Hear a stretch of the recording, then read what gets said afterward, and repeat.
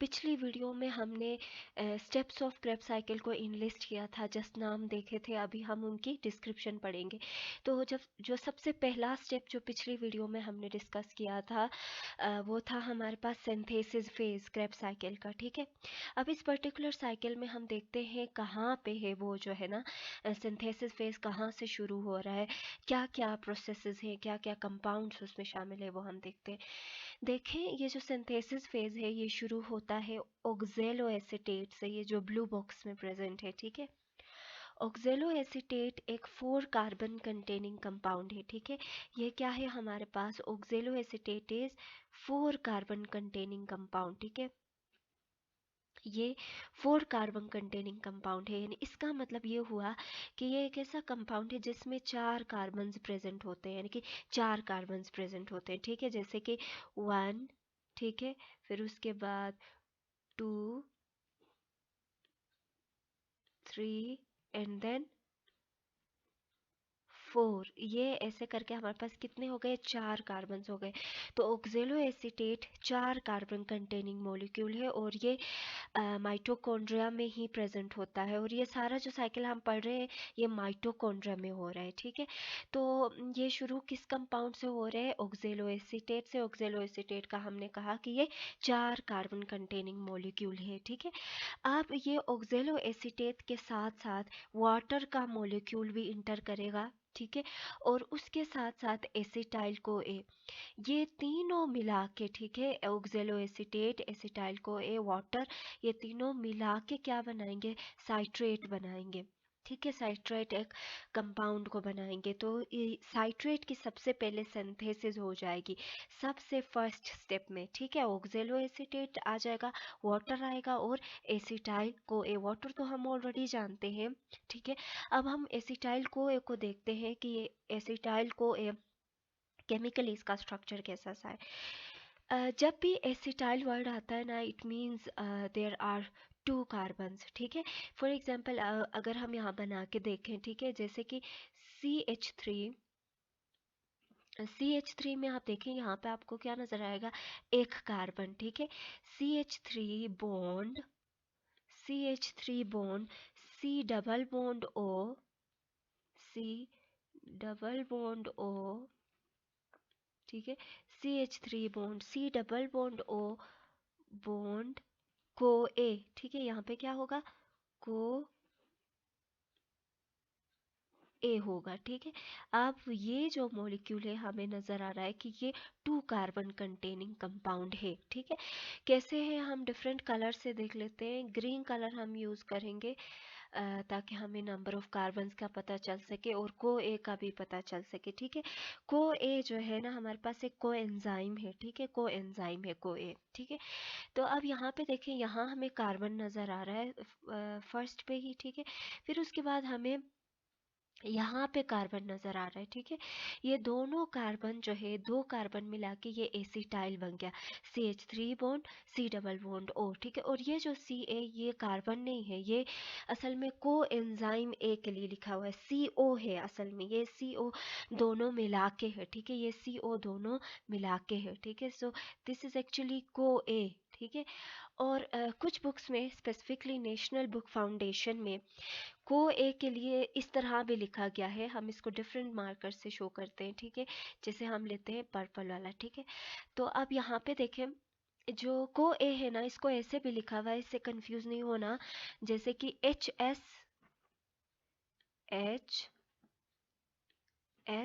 को ए करके लिखा हुआ है, यानी कि HS को ए करके लिखा हुआ है। ठीक है, अब HS को ए का मतलब ये सेम ही है, यानी ये को एंजाइम ए है। ठीक है, को एंजाइम ए कहने के लिए लिखा हुआ है ये।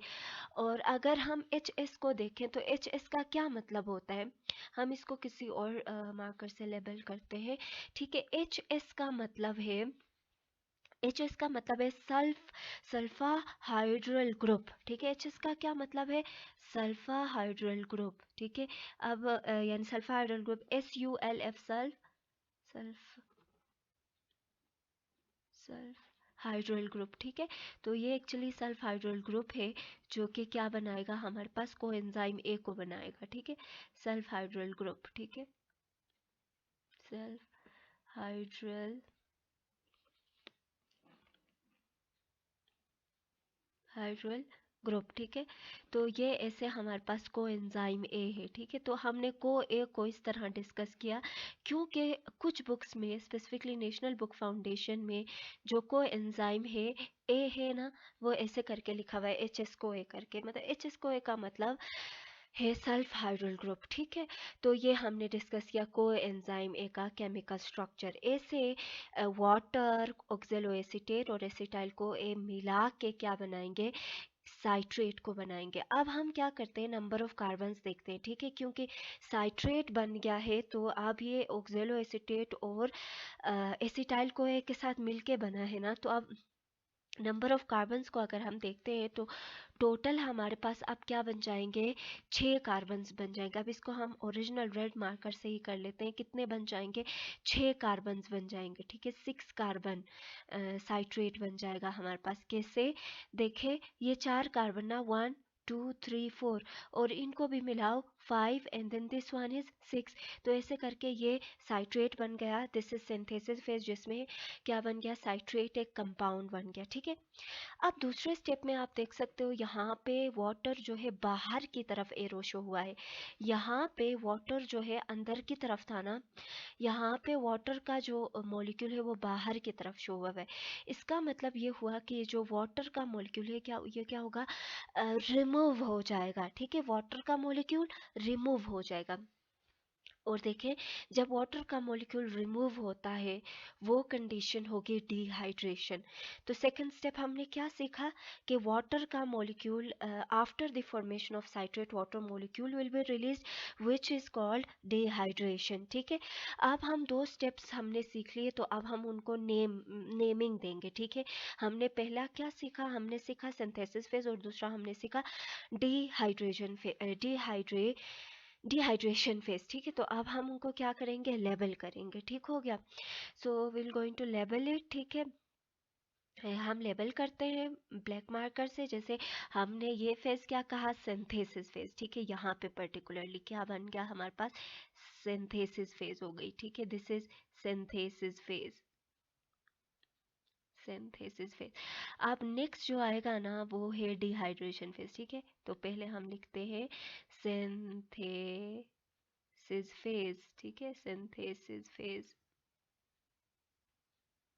Okay, so this is synthesis phase, ठीक है।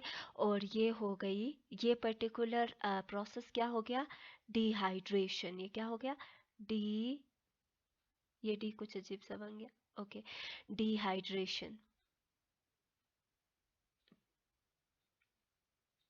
Dehydration, okay. So this is now the second step and we are moving towards third step, ठीक है। ये dehydration हो गया, ठीक है, okay। After the formation of this citrate, जिससे क्या हुआ, वाटर रिमूव हो गया, और उस प्रोसेस को हमने नाम दिया डिहाइड्रेशन, ठीक है। साइट्रेट से जब वाटर रिमूव होगा तो एक प्रोडक्ट बनेगा जिसको बोलते हैं सिस एकोनाइटेट। देखे, ये सी से शुरू हुआ था ये कंपाउंड, ये भी सी से शुरू है, ठीक है, सिस एकोनाइटेट।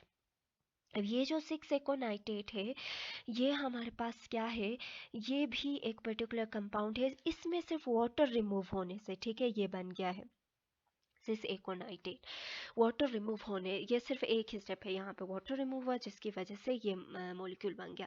यहाँ पे हमने कोई ऐसा मतलब मॉलिक्यूल ऐड नहीं किया जो कार्बन कंटेनिंग हो, जिसकी वजह से जैसे यहाँ पे 4 कार्बन से 6 कार्बन बन गया, ऐसा बन जाए, ठीक है। यहाँ पे तो कार्बन का नंबर क्या हो जाएगा, इंटैक्ट रहेगा, 6 कार्बन ही रहेगा। तो हम लेबल करते हैं यहाँ पे वही रेड मार्कर से 6 कार्बन मॉलिक्यूल। ये क्या है हमारे पास, this is again 6 carbon molecule. क्यों है, क्योंकि सिर्फ यहाँ से वाटर का मॉलिक्यूल रिलीज हुआ है, जिसको हमने क्या नाम दिया है, डिहाइड्रेशन का नाम दिया है, ठीक हो गया यहाँ तक। फिर उसके बाद आप देखें कि दोबारा यहाँ पे आपको फिर से वाटर मॉलिक्यूल नज़र आ रहा है, ठीक है। वाटर मॉलिक्यूल दोबारा ऐड हो गया है, जैसे यहाँ शुरू फर्स्ट स्टेप में ऐड हुआ था, ठीक है, वाटर मॉलिक्यूल ऐड हो गया। अब जब वाटर मॉलिक्यूल की एडिशन होती है, ठीक है, तो उसको क्या बोलते हैं, उस प्रोसेस को बोलते हैं हाइड्रेशन। डिहाइड्रेशन रिमूव होना, डी मीन्स रिमूव हो जाना, ठीक है, और हाइड्रेशन मीन्स ऐड हो जाना। अब यहाँ पे हम क्या कहेंगे, लेबल करेंगे उसी प्रोसेस को। हमने क्या नाम दिया इस प्रोसेस को जिसमें वाटर ऐड हो रहा है, उसको हमने नाम दिया हाइड्रेशन। में यहाँ लिख लेती हूँ, ठीक है, हाइड्रेशन। तो यहाँ पे वाटर मॉलिक्यूल ऐड हो गया है, ठीक है, हाइड्रेशन,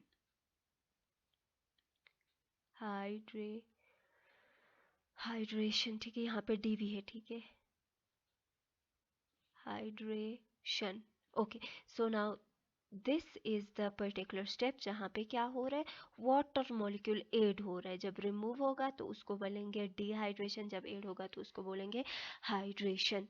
ओके, अब जब ऐड हुआ तो एक कंपाउंड बना जिसको बोलते हैं आइसोसिट्रेट, ठीक है, सिस एकोनाइटेट आइसोसिट्रेट।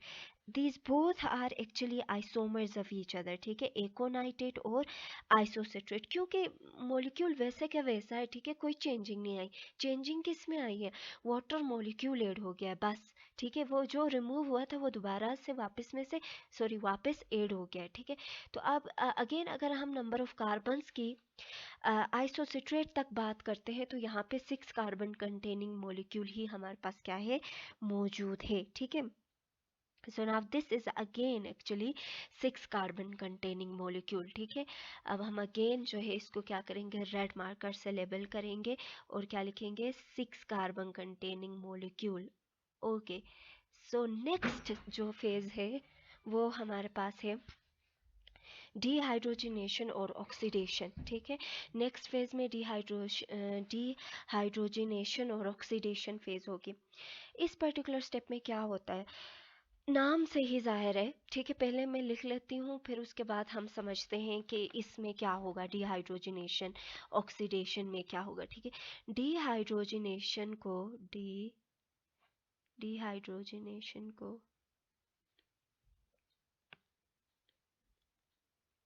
डिहाइड्रोजनेशन डिहाइड्रोजनेशन को एक और मतलब बोलते हैं ना, एक और नाम है इसका, ठीक है। डिहाइड्रोजनेशन को बोला जाता है ऑक्सीडेशन, ठीक है। डिहाइड्रोजनेशन को आप लोग ऑक्सीडेशन भी कह सकते हैं, यानी वो बोथ दोनों में सेम प्रोसेसेस हो रहे होते हैं, ठीक है, डिहाइड्रोजनेशन एंड ऑक्सीडेशन।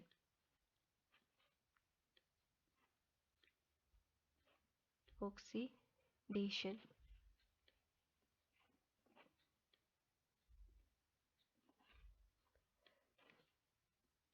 ओके। अब इसमें क्या होगा, डिहाइड्रोजनेशन का मतलब होता है कि हाइड्रोजन का रिमूव हो जाना, ठीक है। डिहाइड्रोजनेशन का मतलब हाइड्रोजन का, इस पे जो है ना दरमियान में हम क्या बनाएंगे, स्लेश बनाएंगे, ठीक है, यहाँ स्लेश बना रही हूँ, इधर से आगे स्पेस नहीं है, ठीक है। तो डिहाइड्रोजनेशन और ऑक्सीडेशन दोनों सेम चीज़ें हैं, ठीक है। तो जब हम कहते हैं dehydrogenation, it means D means remove हो जाना। यहाँ पे भी डी था ना, यहाँ पे भी क्या है, डी है। डी का मतलब रिमूव हो जाना, किसका रिमूव हो जाना, हाइड्रोजन का रिमूव हो जाना। और हाइड्रोजन कहाँ से रिमूव हो रहा है, आइसोसिट्रेट से। आइसोसिट्रेट से क्या हो जाएगा, हाइड्रोजन रिमूव हो जाएगा, ठीक है। आइसोसिट्रेट से इस पर्टिकुलर मॉलिक्यूल से क्या हो जाएगा, हमारे पास हाइड्रोजन जो है H, ठीक है, H जो है वो क्या हो जाएगा, रिमूव हो जाएगा। और जब ये रिमूव होगा इसको कौन एक्सेप्ट करेगा, NAD प्लस इसको एक्सेप्ट करेगा। क्यों, क्योंकि इसके ऊपर प्लस चार्ज है and it needs hydrogen, that's why NAD plus क्या करेगा, हाइड्रोजन को एक्सेप्ट करेगा, जिसकी वजह से ये बन जाएगा NADH प्लस H प्लस, ठीक है। तो ये जो प्रोसेस है इसको बोलते हैं डिहाइड्रोजनेशन और ऑक्सीडेशन। वाई, क्योंकि इसमें जो है हाइड्रोजन रिमूव हो रहा है और वो कौन उस रिमूव्ड हाइड्रोजन को एक्सेप्ट कर रहा है, NAD प्लस। NAD प्लस जो है एक्सेप्ट करके क्या बनाएगा, NADH प्लस H प्लस। तो ये प्रोसेस कहलाता है डिहाइड्रोजनेशन और ऑक्सीडेशन। देखिए, डिहाइड्रोजनेशन की डेफिनेशन ये है कि हाइड्रोजन का रिमूव हो जाना, और ऑक्सीडेशन का मतलब भी यही है कि हाइड्रोजन का रिमूव हो जाना। ऑक्सीडेशन का मतलब इलेक्ट्रॉन्स का रिमूव हो जाना। तो यहाँ पे हाइड्रोजन रिमूव हो रहा है और क्या रिमूव हो रहे हैं, इलेक्ट्रॉन्स जो है वो रिमूव हो रहे हैं। Okay, so this is how the isocitrate will convert into alpha ketoglutarate. ठीक है, तो इस प्रोसेस में ये जो कंपाउंड आइसोसिट्रेट है वो किस में कन्वर्ट हो रहा है, अल्फा कीटोग्लूटारेट में कन्वर्ट हो रहा है. ठीक है, तो ये जो कंपाउंड बन रहा है ये कैसे बन रहा है, इसके बीच में जो प्रोसेसेस हुए जिसकी वजह से अल्फा कीटो ग्लूटोरेट बन गया वो है ऑक्सीडेशन और यू में से डिहाइड्रोजनेशन. और किसकी ऑक्सीडेशन और डिहाइड्रो सॉरी यस किसकी ऑक्सीडेशन और डिहाइड्रोजनेशन हुई है, आइसोसिट्रेट की. ठीक है, ऐसे करके बन गया हमारे पास अल्फा कीटो ग्लूटरेट. ठीक है, अब यहाँ पे क्या रिमूव होते हैं स्पेसिफिकली, हाइड्रोजन के एटम्स रिमूव हो रहे होते, इलेक्ट्रॉन्स रिमूव हो रहे होते. अब यहाँ पे देखें एक और हमें स्टेप नज़र आ रहा है एरो के साथ. यहाँ पे CO2 भी साथ में रिलीज हो रहा है. ठीक है, CO2 भी रिलीज हो रहा है. Along with dehydrogenation and oxidation carbon dioxide भी रिमूव होगा. ठीक है, और कार्बन डाइऑक्साइड कार्बोक्सिलिक ग्रुप के फॉर्म में रिलीज हो रहा होता है जिसको हम बोलते हैं डीकार्बोक्सिलेशन. ठीक है, ये प्रोसेस क्या कहलाएगा, डीकार्बोक्सिलेशन. ऐसे करके हमने एक नया स्टेप सीखा जो कि किसके बीच में हो रहा है, आइसोसिट्रेट और अल्फा कीटोग्लूटारेट के बीच में हो रहा है. इसको बोलेंगे हम डीकार्बोक्सिलेशन. ठीक है, decarboxylation, decarboxylation.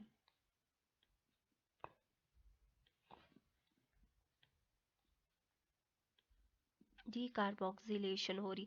D means remove हो जाना. ठीक है, जहाँ जहाँ हमें डी नज़र आ रहा है, ठीक है, इसका मतलब कोई ना कोई चीज़ क्या हो रही है, रिमूव हो रही है. ठीक है, देखें अगर हम रिवाइज करें जितने भी स्टेप्स हमने सीखे हैं उसमें हाइड्रेशन आया, वाटर ऐड हो गया. ठीक है, डिहाइड्रेशन में वाटर रिमूव हो जाएगा. ठीक है, इसी तरह से हमारे पास जो डिहाइड्रेशन हमने सीखा. इसी तरह अगर हम बात करें डीकार्बोक्सिलेशन की, उस केस में जो है ना कार्बोक्सिलिक एसिड जो है वो क्या हो जाएगा, रिमूव हो जाएगा. ठीक है, कार्बोक्सिलिक ग्रुप रिमूव होगा, सॉरी. अब नेक्स्ट स्टेप में जो अल्फा कीटोग्लूटारेट है, ठीक है, वो कन्वर्ट हो जाएगा सक्सिनाइल को ए में. यहाँ पे भी सेम प्रोसेस हो रहा है, हमें NAD प्लस नज़र आ रहा है, उसके बाद NADH प्लस H प्लस नज़र आ रहा है. Again the process will be repeated जो हमने सीखा था, डिहाइड्रोजनेशन और ऑक्सीडेशन. डिहाइड्रोजनेशन में क्या होता है, हाइड्रोजन रिमूव होता है. ठीक है, और उसमें क्या हो रहे होते हैं, इलेक्ट्रॉन्स रिमूव हो रहे होते हैं. सेम जैसे हमने यहाँ सीखा कि आइसोसिट्रेट में हाइड्रोजन रिमूव हुआ, इलेक्ट्रॉन रिमूव हुए. अब अल्फा कीटोग्लूटारेट जो है इसमें भी क्या होने वाला है, हाइड्रोजन और इलेक्ट्रॉन्स जो है वो रिमूव हो जाएंगे. कहाँ से, अल्फा कीटोग्लूटारेट से. अल्फा कीटोग्लूटारेट से हाइड्रोजन और इलेक्ट्रॉन्स जो है वो क्या हो जाएंगे, रिमूव हो जाएंगे. Electrons will be removed from here and hydrogen will be also removed from here. So this process is called dehydrogenation and oxidation. ठीक है, ये process भी क्या कहलाएगा, dehydrogenation and oxidation. dehydrogenation and oxidation. ठीक है, इसी को ही हम ऑक्सीडेशन भी बोल सकते हैं. I hope so it will be clear. ठीक है, क्योंकि हमने पहले भी यही डिस्कस किया है. ठीक है, बस सिर्फ हमने उस कंपाउंड को देखना है कि कहाँ पे ये हो रहा है. ठीक है, बाकी सारे प्रोसेसेस क्या हो जाएंगे, सेम हो जाएंगे. ठीक है, डिहाइड्रोजिनेशन, ओके, और ऑक्सीडेशन भी हो रही है. ठीक है, मैं ये नहीं लिख रही क्योंकि हमने ऑलरेडी लिख लिया हुआ है डिहाइड्रोजनेशन और ऑक्सीडेशन. ठीक है, अब ऐसे करके क्या बन गया हमारे पास, सक्सिनाइल को ए की फॉर्मेशन हो जाएगी. अल्फा कीटोग्लूटारेट कन्वर्ट हो जाएगा सक्सिनाइल को ए में.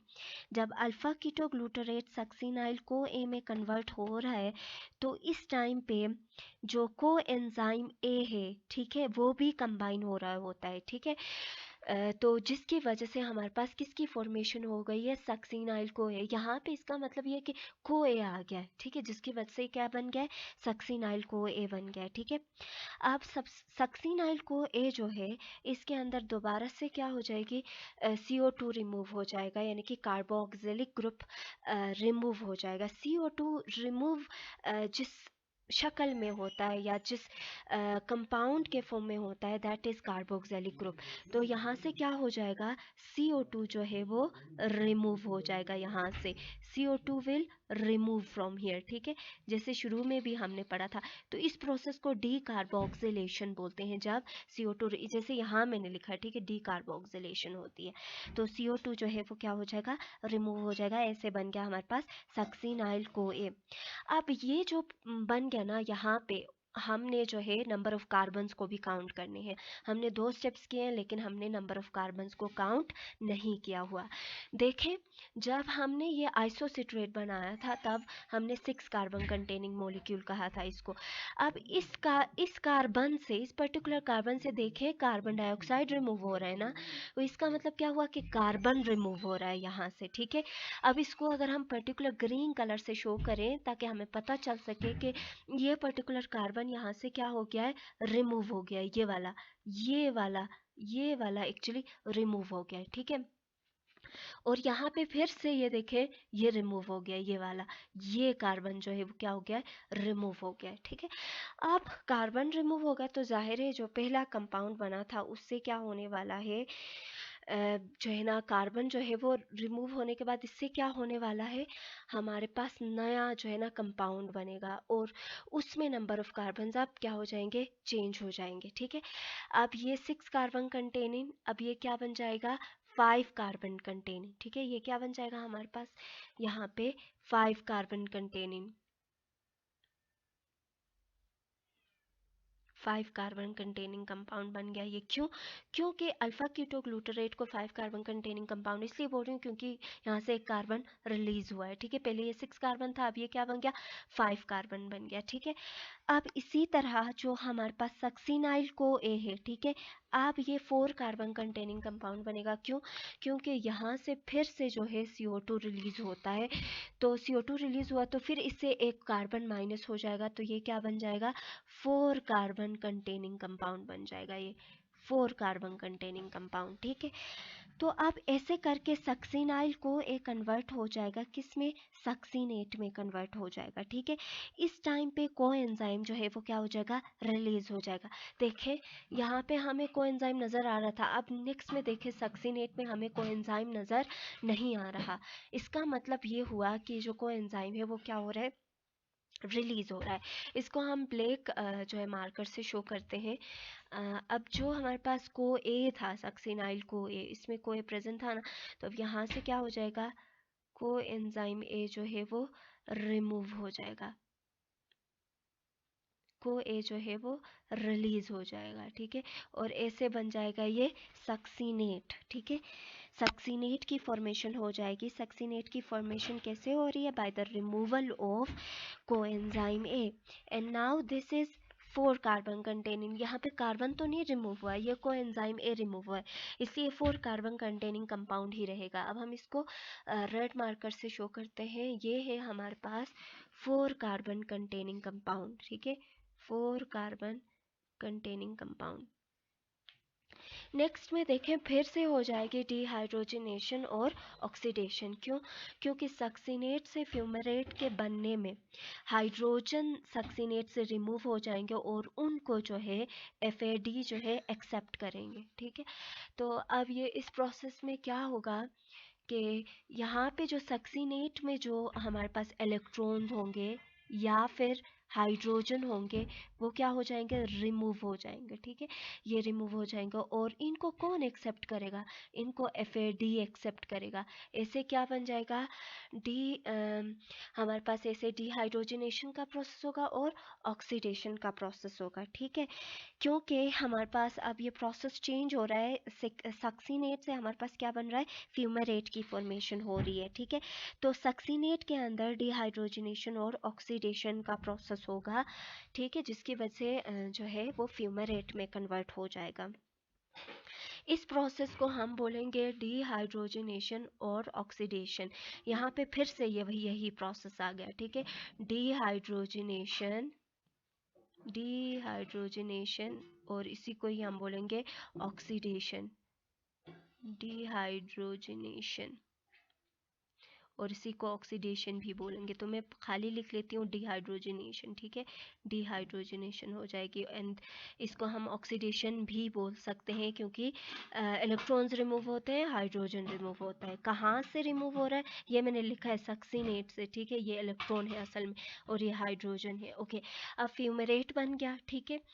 फ्यूमेरेट के बाद क्या बनेगा, फ्यूमेरेट के बाद मेलेट की फॉर्मेशन हो जाएगी, ठीक है। मेलेट की फॉर्मेशन होने के लिए वाटर देखें यहाँ ऐड हो रहा है, वाटर ऐड होने वाला प्रोसेस क्या कहलाता है, हाइड्रेशन।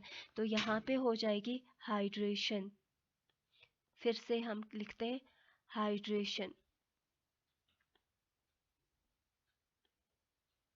हाइड्रेशन, ठीक है।